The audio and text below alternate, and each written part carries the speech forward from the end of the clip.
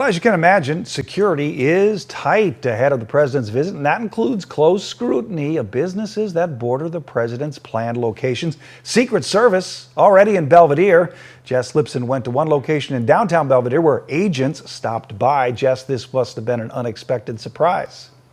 That's right, Tom. It's not every day the president comes to your town, and with him comes a lot of security and Secret Service to the area.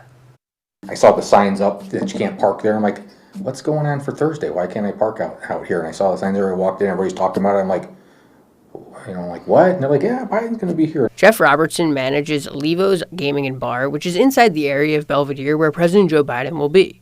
With that the case, Secret Service members have gone throughout the city, giving owners a rundown of what to expect during the visit. Robertson's daughter was there to greet the agents. My daughter was there when it happened, working, and she called me immediately. She's like, there's a bunch of guys in suits here. I think, I'm afraid we're going to get shut down. I don't know what's going on.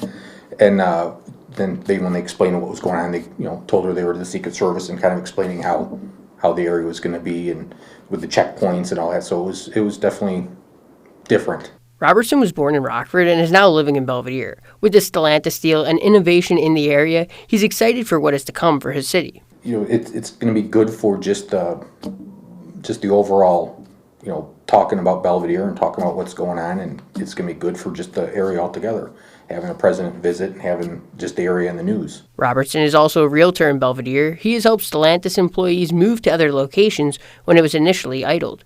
He's glad that won't be the case moving forward. It means a lot to be able to keep the people and the jobs here and the economy in the area going instead of having everybody move away and out of state. So it means a lot to be able to have the economy and the money stay.